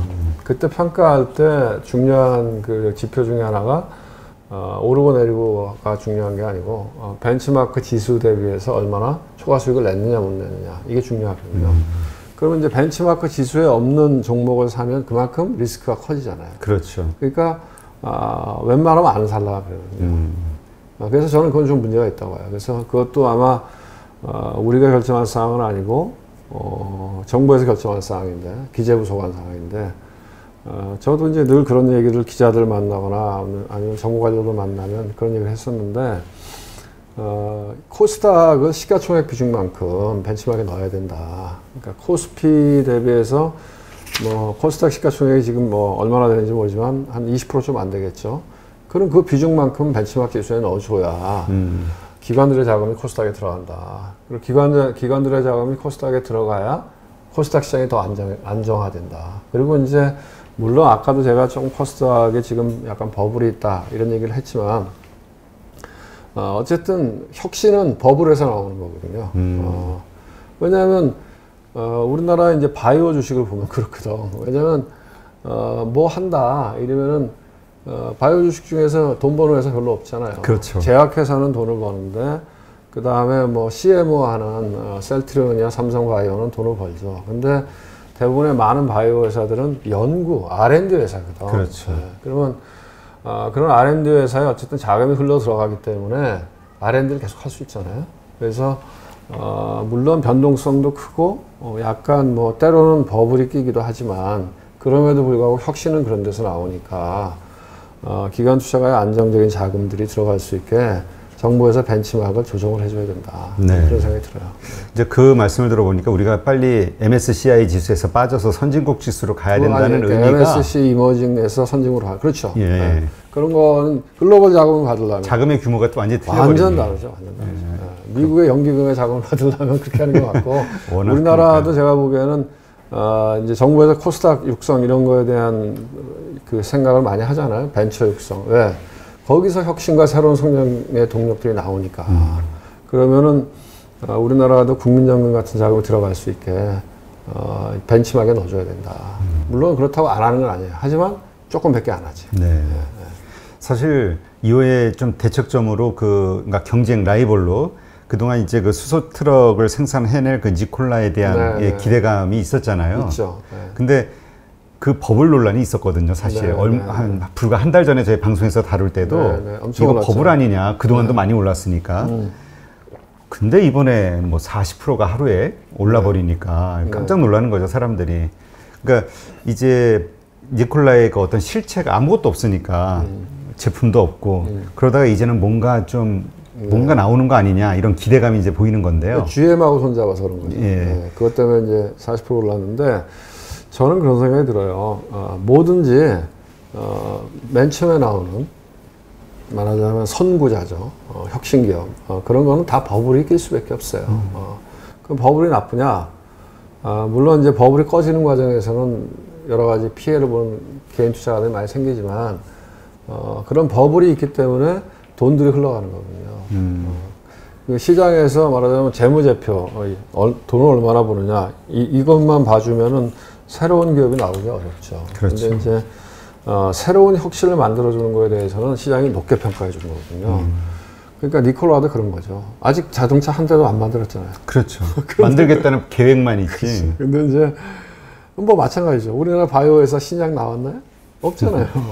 계획은. 그렇지만 임상, 일상, 이상 이렇게 진행 중에 있잖아요. 마찬가지로 니콜라도 그런 면에서는 이제 수소차에 어떻게 보면 이제 테슬라에서 봤잖아요. 테슬라도 그렇죠. 이익을 내기 시작한 지가 불과 뭐 한 3, 4분기, 작년 하반기부터 이익을 냈으니까 그 전에 하도 못 냈고 아마존도 마찬가지고 아마존도 몇 년 동안 적자였음에도 불구하고 시장에서 계속 자금을 대준 거죠. 그렇죠. 그래서 지금 같은 아마존이 생긴 거거든요. 그래서 그거를 니콜라가 초기에 막 버블이 생긴 거를 이상하게 볼 필요는 없다. 그거는 이제 자연스러운 현상이다. 이런 느낌이 들고 이제는 아까도 제가 말씀드렸지만 이제 GM하고 손을 잡았다는 건 의미가 크죠. 왜냐하면 이제 GM 같은 회사는 기존에 내연기관 자동차를 오랫동안 만들어 온 전통 기업이잖아요. 그러면 뭐 이 수소차라고 하는 것도 무슨 뭐 이 수소차 엔진만 만들어 갖고 되는 건 아니잖아요. 자동차라고 하는 게 어마어마하게 하는 많은 부품들이 들어가는 거고 그 다음에 또 그 디자인 능력도 있어야 되고 그리고 그런 마케팅하는 능력도 있어야 그렇죠. 되고 그런 걸 할 수 있는 돈도 있어야 되고 그런 걸 할 수 있는 사람도 있어야 되잖아요. 그러니까 이제 의미가 크죠. GM도 의미가, GM도 올랐어요. GM도 그렇죠. 어제 한 7% 올랐는데, 네, 왜냐면 이제, 제가 이제 그런 얘기를 어디 가서 한 번 한 적이 있는데, 현대자동차 주식을 얘기하면서, 제가 이제 현대자동차가 최근에 한 60%? 70% 올랐죠. 10만원대부터 시작해서 17만원 갔다가 16만원대 조정받는데, 그때 초창기에 한 20% 정도 올랐을 때, 이제 다른 방송에 가서, 어떻게 생각하냐. 그래서 난 좋게 본다. 왜 좋게 보냐. 이런 거죠. 현대자동차를 이제 구닥다리 회사로 봤던 거지. 그렇죠. 네.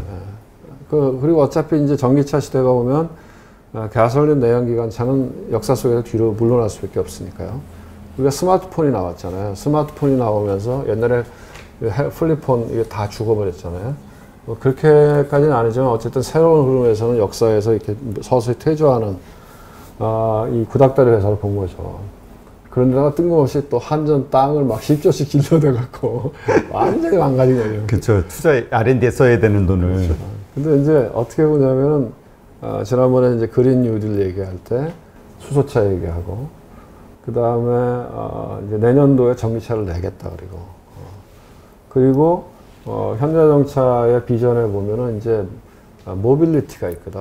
날아다니는 플라잉카, 날아다니는 자동차, 네. 플라잉카 얘기도 하고 그런 시대가 오겠죠. 근데 이제 그러면은 현대자동차를 다시 볼 수 있는 거거든요. 이제 그래서 저는 이런 비유를 들어요. 왜냐면 현대미술, 현대미술은 우리가 이해하기가 어렵잖아요. 네. 아마 제일 현대미술에서 각광받는 사람이, 제가 영국 작가인데, 갑자기 이름이 기억이 안 나네. 제가 이제 나이가 드니까. 어쨌든, 영국의 사치 미술관, 사치 갤러리에서 키운 사람인데, 이 사람이 처음에 유명한 작품이 뭐냐면, 소 있잖아요, 소. 소를 그냥 살아있는 소를 반을 갈랐어. 그래갖고, 이 박제를 했어요. 반을 갈라서 박제한 게 이쪽에 하나 있고 저쪽에 하나 있어. 예. 그럼 갤러리, 우리 같은 사람 구경하러 들어가면 그렇게 걸어가면서 양쪽을 보는 거야. 그 제목이 삶과 죽음이야, 삶과 죽음. 그거 황당하잖아요. 근데 그 사람이 지금, 그 사람의 작품이 지금 전 세계에서 제일 비싸요. 그래요? 이제 그 사람이 또 뭘 했냐. 해골 있죠. 해골에다가 다이아몬드를 탁 박았어. 그래서 그게 수백억에 팔렸어요. 그러니까 가장 비싼 작품인데, 어쨌든 이 현대미술은 런던, 영국이 지금 앞서가고 있어요. 미국보다 더. 미국에 가보신 분들은 맨하탄에 가면 모마라고 있잖아요. 모마라고 모던 아트.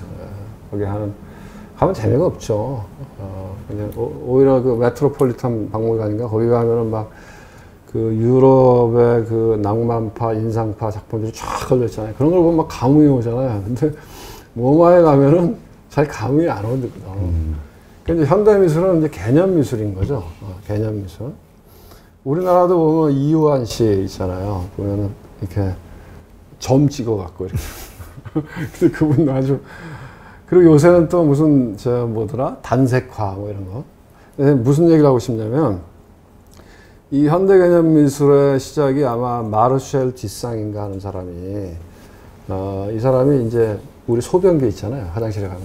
그 소변기를 뒤집어서 이 작품 전시에 냈어. 본인 이름 숨기고 딴 사람 이름으로 해갖고, 제목을 뭐라고 붙였냐면, 파운틴 이렇게 붙인 거예요. 파운틴? 샘같이 생겼잖아요. 거꾸로 하면. 완전히 발상의 전환이잖아요. 오줌은 변기야. 그럼 오줌은 위에서부터 아래로 떨어지잖아요. 근데 그거를 반대 개념으로 뒤집어서 파운틴. 나중에 보니까 사람 개념적으로 충격인 거예요. 그 현대 개념 미술의 시작이라고 생각하거든요. 마찬가지로 제가 보기엔 이렇게 비교하면 좀 그렇지만 현대자동차를 그전에는 변기로 본 거지. 구닥다리. 이제 내연기관 차도 만들고 그렇죠. 뻘짓이나 하고 그러니까 시장에서 인정을 안 해준 거거든. 근데 보니까 어느 날 뒤집어 놓은 거야. 파운틴인 거야. 왜냐면 아니 전기차도 하고 수소차는 또 상당히 경쟁력이 있어. 기술적인 측면에서. 그러면 시장에서는 밸류에이션을 다시 해주는 거거든요. 이제 그렇게 이제 봐야 된다. 그래서 이제 어떻게 보면 주식도 약간 그런 부분이 있어요. 현대미술과 비슷하게 어떻게 개념 짓느냐 하는 부분이 있고, 예, 그렇습니다. 그 다음에 뭐 이제 그 테슬라하고 이제 니콜라 이렇게 비교해서 얘기를 하면, 제가 뭐 전문가는 아니잖아요. 제가 뭐 전문가 아니에요?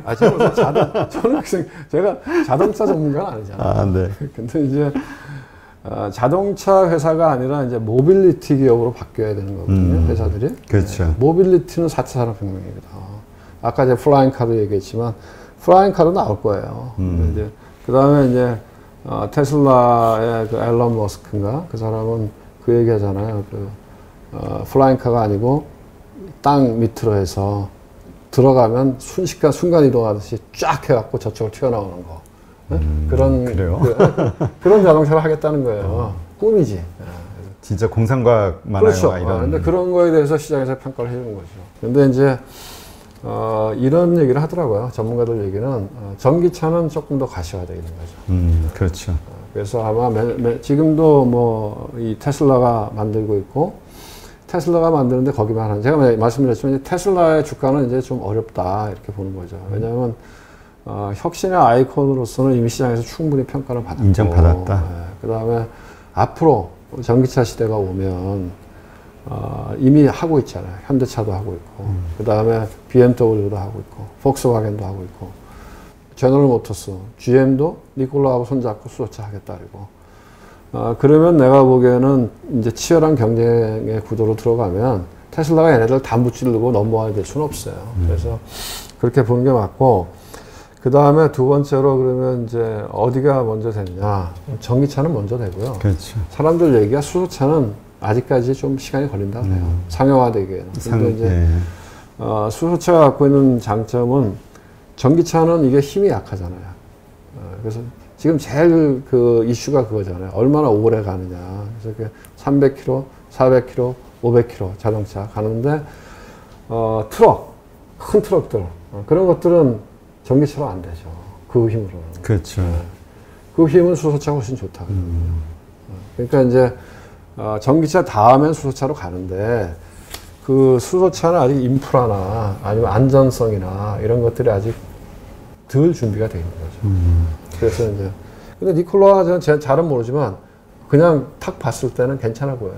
왜냐하면 전기차 다음 세대의 아이콘처럼 튀어나왔으니까. 그렇죠. 네. 그래서 근데 수소차 관련돼서는 현대차가 기술적으로 굉장히 앞서 있다. 그러니까 현대차를 다시 봐야 되는 거죠. 그러니까 여기는 어떤 좀 마케팅적인 그런 요소로 이렇게 좀 부각이 된 거고. 아니 기술력이 있는 거죠. 기술력도 있고. 예. 하지만 이제 현대차는 원래부터 기술력이 좀 인정받았던 곳이고. 그러니까 옛날에 이제 사람들이 좀 무시했지. 왜 다 전기차 만드는데 왜 전기차도 못 만들고 수소차 만든다. 수소차 하냐. 저거는 내부적으로 이 내부 안에서 권력 다툼이다. 왜냐면 수소차를 개발했던 사람들이 계속 있으니까 동떨어져 간다 이렇게 생각했는데, 지금 보니까 물론 전기차가 다음 세대지만 그 다음에는 전기차가 갖고 있는 한계를 수소차가 극복해서 갈 수 있다 이렇게 보는 거죠. 그러면 이제 우리가 이제 전기차, 수소차 이걸 이제 사실 친환경 자동차라는 그렇죠. 어떤 섹터로 놓고 그렇죠. 봤을 때 사실 뭐 바이든이 된다 그러면 원래 그런 쪽에 그 밀고 있는 공약이라든가 이런 정책 공약들이 그게 아니더라도 뭐 전 세계적으로 지금 친환경 쪽으로 가고 있으니까요. 이 대장주가 이제까지 이런 친환경 자동차면 테슬라 이랬다가 니콜라가 이제 대명사가 되는 거 아니냐 이런 얘기도 있고요. 그렇지는 않고, 그러니까 뭐 테슬라, 니콜라 다 그렇고, 제가 아까 말씀드렸지만 이제는 그 전기차에서 혁신의 아이콘으로서 테슬라는 충분히 자기 역할을 했고, 아까 제가 말씀드렸지만 다른 자동차 회사들이 들어올 거다. 그러면 이제 테슬라가 혼자 각광받기 어려울 거다 이런 거죠. 네. 근데 이제 니콜라 같은 경우에는 수소차는 이제 이슈가 되기 시작하니까 초기잖아요. 네. 그러니까 GM하고 손잡고 한다 그러면은 뭐 새롭게 봐야죠. 네. 그러면 이제 이러한 어떤 친환경, 그러니까 하여튼 지금의 어려운 경제 상황을 극복하기 위해서 이제 많은 나라들이 노력을 하고 있고, 한국도 이제 그런 차원에서 뉴딜 펀드라는 걸 이번에 만들었잖아요. 예. 이 뉴딜 펀드. 근데 이제 이 뉴딜 펀드에 이 돈 문제가 이제 가장 큰 고민이라는 뭐 이런 얘기도 있고요. 과연 뉴딜 펀드가 우리가 좀 매력적인 투자처로 될 수 있을까? 예, 이런 뭐 질문들이 나오고 있거든요. 저는 이렇게 봅니다. 이게 이제 그린 뉴딜, 디지털 뉴딜 해서 저는 좀 안타깝게 생각하는데요. 이런 것들이 왜 정쟁화되는지 모르겠어요. 이게 좋다 나쁘다 이렇게 얘기하면 이게 또 편이 갈려요. 그렇죠. 그래서 좀 안타까운 것 같아요. 왜냐하면 우리나라에 사실은 그런 새로운 산업들이 들어와서 성장 모멘텀을 계속 끌고 가주는데 그런 것들조차도 정쟁화된다는 게 좀 문제가 있다 이런 생각이 드는데 저는 개인적으로 컨셉은 좋다고 봐요. 그린 뉴딜, 디지털 뉴딜 저는 좋다고 봅니다. 왜냐하면 이 정부가 이 경기를 끌고 가는 큰 축이 두 가지입니다. 하나는 통화정책이고 하나는 재정정책이에요. 그래서 우리가 이 재정정책의 역사적으로 가장 성공한 케이스가 1929년도에 대공황을 극복한 루즈벨트 대통령의 뉴딜 정책이에요. 그때는 이제 인프라를 했죠. 땅 파는 거. 그렇죠. 그래서 고용을 창출하고 경제를 흘렸거든요. 그 이면에는 이제 케인즈가 이론가 역할을 했거든요. 케인즈가 정부가 개입해 사실은 이제 저는 이런 생각합니다. 케인즈는 경제학자가 아니었어요. 케인즈는 그냥 학부 나왔어. 케임브리지인가 옥스퍼드인가. 그리고 박사 아니에요. 우리는 되게 아니 그러기 때문에 그 사람이 완전히 새로운 걸 한 거거든. 그때 전통적인 경제학과 다른 이야기를 한 거거든요. 그거를 받아서 뉴딜 정책을 했고 케인즈 학파 형성된 거거든요. 그래서 제가 보기에는 이런 뭐 이제 지금 근데 현대에 와서는 정부가 재정 정책보다는 통화 정책을 많이 써요. 네. 우리 뭐 이제 이 2008년 금융위기 이후에 이제 통화 정책을 가장 먼저 썼던 건 일본이에요. 일본이 어떻게 보면 일본이 반면교사 역할을 많이 해요. 왜냐면 제일 먼저 두드려 맞았거든. 버블 경제가 제일 먼저 있었고 1985년도 플라자 합의 이후에 엔화가 강세로 가면서 제일 먼저 두드려 맞은 데가 일본이거든요. 그 일본의 전철을 이렇게 밟아가는 거거든.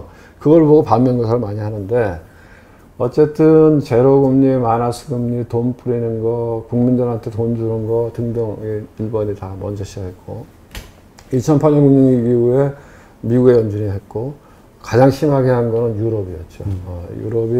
유럽 재정 위기 이후에 이제 금리도 드디어 마이너스 금리까지 가고 돈 양적 완화라고 하는 거 하고. 근데 이 통화 정책의 문제가 뭐냐면요. 저는 별로 그렇게 통화 정책에 대해서 호의적이지 않아요. 개인적으로. 우리나라도 뜬금없이 금리를 기준금리를 0.5% 낮췄잖아요. 통화 정책의 문제는 뭐냐면 이제 왜 그럼 정부가 통화 정책을 선호하느냐? 첫 번째 쉽거든. 왜냐면 재정 정책을 하려면 국회에 동의를 받아야 돼. 국회에 가서 동의를 받아야 되는데 그 정쟁이 되잖아요. 피곤하거든. 근데 통화 정책은 그냥 중앙은행이 하면 돼. 그러니까 참 아이러니한 거죠. 근데 통화 정책의 폐해가 뭐냐면 여러분 다 보셨지만 유럽이나 일본이 10년 동안 돈 풀었어요. 그렇다고 경제가 좋아졌나요? 그렇죠. 조금 좋아졌지. 조금. 근데 돈 풀 때 저거를 해요. 명분은 늘 있어. 고용을 창출하기 위해서. 왜냐면 그래야 국민들의 마음을 얻으니까. 그럼 정말 고용이 얼마나 좋아졌나? 좀 좋아지죠. 제일 쉬워. 왜냐면 돈 풀고 금리 낮추면 알아서 돌아갈 거다. 이렇게 얘기하는데, 알아서 뭐가 돌아가느냐. 그 다음에 또 뭘 얘기하냐면, 물가를 디플레하고 싸우기 위해서 한다. 그래서 디플레 파이터 이런 얘기를 하는데요. 그럼 물가가 2%까지 올려야 된다. 이렇게 얘기하는데, 그 물가라고 하는 건 생활 물가거든요. 근데, 이 자산 인플레가 어마어마하게 일어나는 거. 그렇죠. 아니, 그래서 우리나라뿐만이 아니에요. 유럽도 경제는 안 좋은데 부동산 가격이 엄청 올랐어요. 미국의 주가 나스닥이 10배 올랐어요. 그래도 미국은 좀 나아. 왜냐면은 국민들이 다 401k 연금을 통해서 주식을 갖고 있으니까. 그러면 그 과실이 국민들한테 다 돌아가요. 우리나라 좋은 회사의 주식은 외국인들이 다 들고 있잖아. 그리고, 아니, 제가 이제 제도권에 내내 있었기 때문에 내가 개인 투자를 못 하거든요. 네. 그래서 나와서 개인 투자를 해보니까 정말 황당하다고 느낀 게 연금계좌, 퇴직연금계좌, 노후 대비잖아요. 네. 주식을 못 해. 주식을 못 하게 돼 있더라고. 펀드하고 ETF만 할 수 있어요. 그게 답답하지. 아니 왜 주식을 못하게 하는지 그냥 이해가 안 가더라고. 이제까지 주식에 대한 이미지가 까먹는 거, 오히려 불안정하게 그러니까. 만든다라고 생각을 하니까. 아니 저는 진짜로 우리나라 경쟁력 있는 기업의 주식을 내 연금 계좌에 집어넣고 그냥 잊어먹고 있고 싶거든. 그런데 주식을 못하게 돼 있어. 그래서 어쨌든 이 통화정책이라고 하는 게 다른 큰 문제가 뭐냐면 자산 인플레를 부르는 거예요. 부동산 가격이 엄청 오른 거예요. 그러면 이 사회의 양극화가 엄청 심해지는 거예요. 서울 시민만 놓고 보면 서울 시민을 둘로 나누어가려면 집이 있는 사람과 없는 사람이에요. 왜 동학개미 운동이 일어났을까? 내가 생각해보면 젊은 친구들이 이제는 답이 없는 거야. 제가 그런 얘기 하는데 우리가 월급을 아파트나 금으로 안 받잖아요. 그렇죠. 주식으로 안 받잖아요. 네?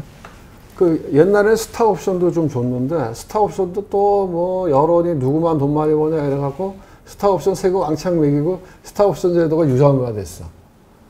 그 돈으로 주거든. 근데 이 통화정책의 문제는 뭐냐면 돈의 가치가 계속 떨어진다는 거예요. 그렇죠. 그러면 뒤집어 얘기하면 뭐냐면 노동에 대한 대가도 계속 떨어진 거예요. 월급을 받으니까.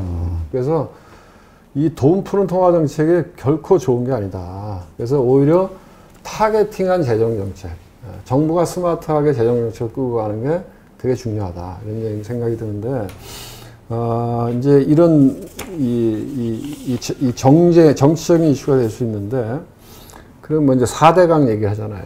그러니까 이제 그 땅 파는데 돈 썼다. 그래서 뭐 장단점이 있겠죠. 근데 이제 이 어쨌든 그린, 디지털 이렇게 타겟팅해서 돈을 쓰겠다는 거 아니에요. 네, 그렇죠. 저는 뭐 좋게 봅니다. 이렇게 얘기하면 또 저쪽에 있는 사람들이 막 악플할 텐데 그런 정치적인 게 아니라 그냥 국가를 생각하면 바람직한 방향이다. 근데 그걸 어떻게 액션하느냐 그거에 따라 달라질 거다. 근데 이제 이런 생각이 들어요. 뭐냐면 그거를 다 정부의 세금만으로 하는 데는 한계가 있어요. 그래서 민간 자본을 끌어들이는 게 틀리냐? 맞아요.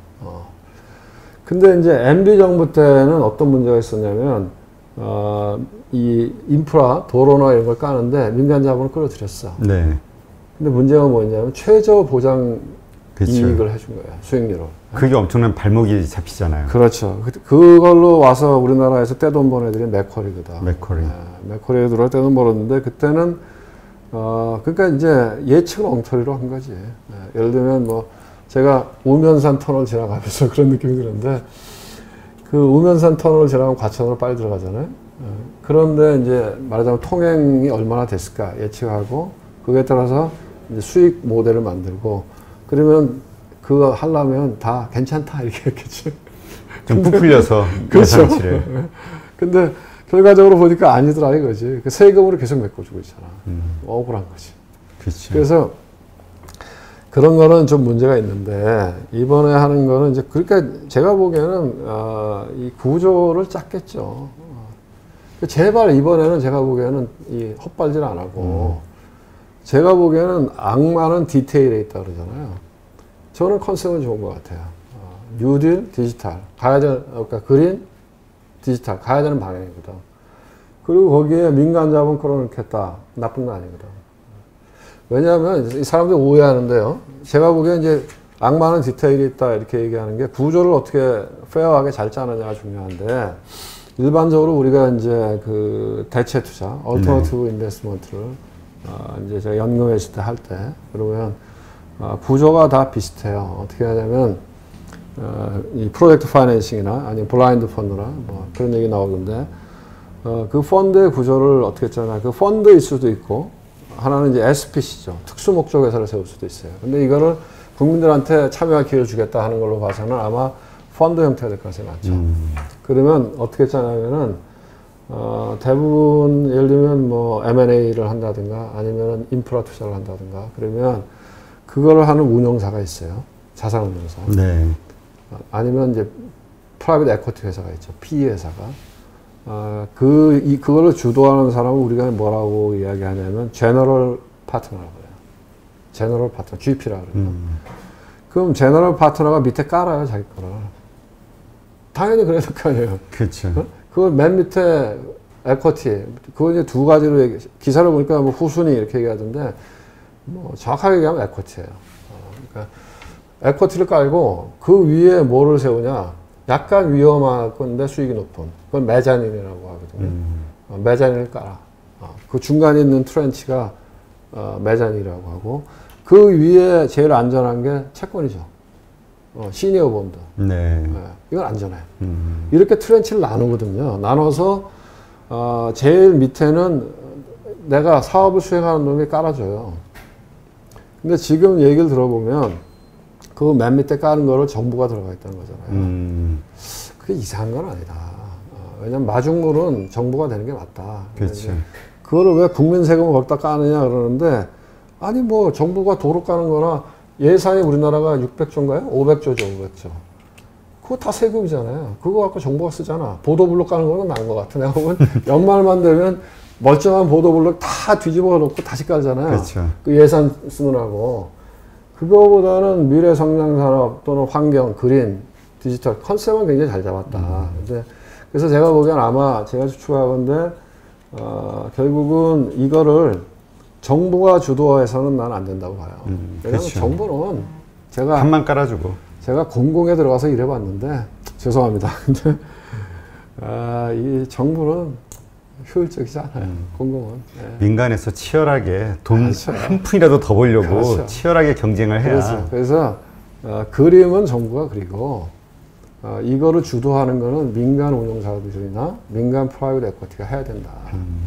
그렇게 해서 민간이 해야 예를 들면 이제 이런 겁니다. 우리나라 지금 이제 여러분들 그 벤처 산업 육성 많이 하려고 그러잖아요. 특히 네. 스타트업 같은 거 키우려고. 그렇죠. 그거를 도와주는 게 모태펀드라는 게 있어요. 모태펀드. 그건 정부 자금이에요. 모태펀드가 어떻게 하냐면은 이렇게 하는 경우도 있어요. 모태펀드가 야 우리가 맨 밑에 20% 우리가 들어가. 처음에 까진 거 20%는 우리가 깨질게. 이렇게 하는 것도 있어요. 또 어떻게 하냐. 우리가 한 반 정도 돈을 댈 테니까 반은 니네가 갖고 와. 매칭해 준 경우도 있거든. 근데 그거를 직접 투자를 누가 하느냐? 창투사가 하고 벤처 그렇죠. 캐피탈이. 민간이 가서 모태펀드에 가서 프레젠테이션 해요. 돈 받으려니까. 우리 이렇게 투자하겠다. 그렇죠. 그러면 이제 그걸 경쟁을 해서 돈을 따오는 거거든. 그거 따오면은 민간에 가서 다시 펀딩하기가 좋은 거예요. 깔아주는 것도 있고. 그렇죠. 그래서 아마 이것도 제가 보기에는 컨셉은 정부에서 잡고 그거를 어떻게 그러면 뭐에 투자할 거예요. 그린이 뭐고 디지털이 뭐야. 그렇죠. 그거는 민간에서 해야 된다. 민간 자산운용사나 민간 프라이빗 에쿼티가 해야 되고 그게 구조가 어떻게 나오냐에 따라서 그 구조를 잘 보시고 그 다음에 내가 할 만하다고 생각하면 내가 들어가면 돼요. 아직 이게 구조는 아직 안 나왔죠. 아직 구체적인 건 안 나왔어요. 그러니까 이게 우리가 정쟁의 대상으로 삼기보다는 경쟁하면 이게 어떻게 제대로 성공할 수 있게 그거에 대해서 좀 집중하는 게 하냐 마냐는 이미 끝난 거니까. 그러니까 저는 이게 자꾸만 정치 얘기하니까 좀 뭐 댓글 때문에 좀 캥기긴 하는데 저는 사실은 뭐 진영에 있어서 좌도 아니고 우도 아니고요. 또 우리나라는 제가 보기엔 좌도 없고 우도 없다고 봐요. 내가 보기엔. 우리나라에서 좌냐 우냐 하는 거는 굳이 나누자면 뭐 북한에 대한 태도 정도가 아닐까 하는 생각이 드는데 아주 재밌는 게요. 어떻게 보면 이 경제적인 측면에서 가장 좌에 가까웠던 진보적인 정책을 피는 대통령이 누군지 아세요? 누구라고 생각하세요? 그냥 개인적인 생각으로. 저 개인적으로요. 네. 저도 이건 개인적인 생각입니다. 네. 개인적으로는 김영삼 대통령 아니었나요? YS요. 예, 금융신명제 때문에. 예. 네. 정책적인 측면에서 가장 어떻게 보면 진보적인 스탠스를 취했던 거는 노태우 대통령이에요. 아, 그래요? 네. 보통 사람 시대.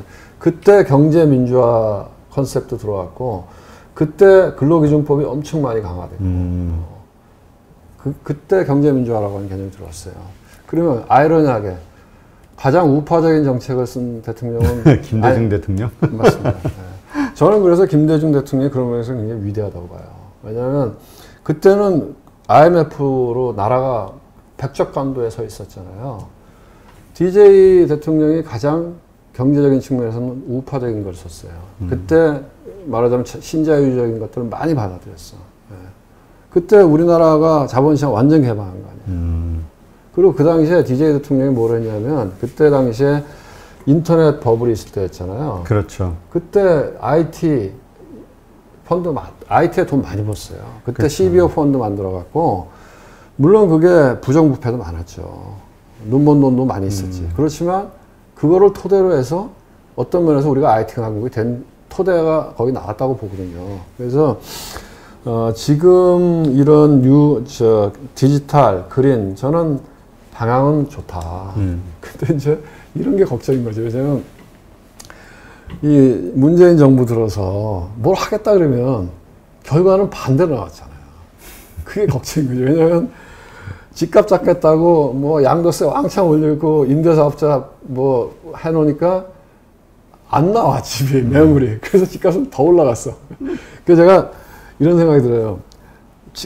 집값은 공급을 늘리려면 집을 새로 짓는 게 아니고 그거 접어야 몇만 원 짓는 거잖아요. 그치. 그게 아니고 다주택자가 지금 엄청 많거든. 임대사업자가 들고 있는 게 150만 원이고 다주택자가 들고 있는 게 700만 원이래요. 엄청나네요. 그거 10분의 1만 시장에 나와도 끝나거든. 제가 보기엔 한시적으로 지금부터 1년 동안 집 팔면 양도세 한 3분의 1 깎아줄게. 그건 다 해결되는 거거든. 그래서 그렇죠. 이제 어쨌든 뭐 그거 그 다음에 또 뭐 이 노동자도 보호한다고 최저임금 올렸는데 뭐 완전히 또 사람들이 일자리 확 밀려나고 중소상공자 힘들었고 뭐 이런 게 있어서 이것도 제가 보기에는 방향은 좋은데 결국은 중요한 거는 전문가의 말을 많이 들어라. 그리고 진짜 이거는 시장이기 때문에 시장에 맡겨야 된다. 정부는 마중물 역할을 해주고 그러면 성공할 수 있다 이런 생각해요. 네. 그리고 이게 펀드로 나오면 저는 그 구조를 잘 보고 사실 과실을 국민들이 공유하는 게 좋잖아요. 그렇죠. 그래서 국민들한테 기회를 주는 게 나쁜 건 아니다. 제대로만 설계하고 그게 중요해요. 디테일이 중요한 거지. 디테일이. 근데 하여튼 그러기 위해서는 가장 기본적인 게 시장을 정부 관계자들이 마음대로 이렇게 움직일 수 있다라는 생각을 일단 버리고. 그건 뭐 진짜 그게 있잖아요. 방송 보시는 분들 저는 이런 생각합니다. 개념적으로나 이념적으로는 공산주의나 사회주의가 더 좋아요. 제 개인적인 생각이에요. 근데 요것만 끊어갖고 딱 잘라갖고 하면 사회주의자. 큰일 나네. 이거 국가보안법에 걸리는데 제가 개념적으로는 왜냐하면 뭐 제가 잘 모르지만 아니 뭐 능력껏 이래서 필요한 만큼 갖다 쓰자. 얼마나 좋은 말이에요. 근데 그게 되느냐 이거지. 그렇죠. 이상과 현실은. 왜냐하면 내가 계획해서 할 수 있다고 생각하는 것 자체가 망하는 길이거든요. 그거를 우리가 전형적으로 본 게 모택동이거든. 중국의 대약진운동. 왜냐하면 이 사람이 그건 다 계획경제하고 말 한마디 하면 밥도 집에서 못 먹게 하고 다 급식소에 가서 먹으라 그러고 집단 농장 만들고 결과는 뭐야? 수천만 명이 굶어 죽었잖아요. 그렇죠. 그리고 그래서 그때 그때 나왔던 사람들이 말하자면 유소기, 등소평 이런 사람들이 그 다음에 나왔잖아요. 나왔다가 모택동이 문화대혁명으로 정치를 뒤집어 갖고 다시 이 사람을 다 보내버렸잖아. 그 다음에 등소평이 다시 모택동 죽고 집권하면서 뼈저리게 느낀 거거든. 이렇게 해서는 안 된다. 그래서 중국이 어떻게 보면 시장주의를 받아들이고 지금까지 커온 거잖아요. 그렇죠. 그런 것, 북한도 마찬가지거든. 북한도 천리마 운동에서 엄청 죽었거든. 그래서 절대로 몇 명의 사람들이 정부가 시장을 컨트롤해서 무언가를 만들어낼 수 있겠다고 생각하는 순간 안 되는 거예요. 이게 사실 부동산 시장이 그렇게 하나의 극단적인 예로 보여지잖아요, 지금. 네, 그래서 이것도 절대로 시장 안에서 시장과 같이 가야 된다. 이렇게 하고 디테일을 만들면 괜찮을 수 있다. 거죠. 근데 이제 제가 처음에 딱 보면서 조금 이상하다 이런 생각이 들더라고. 첫 단추로 이것저것 나오는 것 중에 하나가 뭐냐면 거래소에서 K 뉴딜 지수를 만든다는 거 아니에요? 예, 그렇죠. 네? 지금 이게 어제 발표했나요? 그제 발표했죠? 얼마 안 됐어요. 예. 근데 보니까 12종목이야. BBI지? BB, 예. 네, BBI지. 바이오, 그 다음에 배터리, 그 다음에 인터넷, 게임에서 12종목이에요. 야, 무슨 인덱스를 12종목으로 만들지? 너무 작죠. 말이 안 되죠. 나스닥도 100종목인데. 그러면 그 12종목에 들어가 있는 기업과 그렇지 않은 기업은 양극화가 완전히 벌어지겠죠. 그렇죠. 그날 딱 그거 발표하는 날 더 좋은 디지털이라고 있잖아요. 네네. 주가가 20%가 넘게 오르더라고. 뭐지? 봤더니만 그 인터넷 세 종목에 끼어서 들어간 거예요. 네이버, 카카오, 더존. 더존은 네이버, 카카오는 다 들고 있으니까. 더존은 작은 회사니까. 그래서 야, 인덱스를 이렇게 만들면 안 되는데. 인덱스는 적어도 뭐 아주 작아도 우리가 이제 지금 제일 작은 종목으로 들어가 있는 게 30종목이거든요. 이제 코스피 30이라는 게 있어요. 근데 그것도 성공 못했어. 그래도 인덱스라고 하면 최소한 한 50종목은 들어가야지. 그래서 하여간 조금 첫발을 보면서 이게 저는 긍정적으로 평가하지만 약간 걱정도 된다. 이런 생각이. 그렇죠. 그러니까 하여튼 그 시장, 하여튼 시장에서 어떻게 반응하는지를 잘 관찰하면서 시장에 맡겨야 돼. 맡겨야 되는데. 왜냐면 이제 설계만 그리고, 그러니까 똑같은 거죠. 야구를 하는데 감독이 이것저것 다 감독이 들어가서 쳐. 볼도 던져. 그러면 그게 되겠어요, 게임이?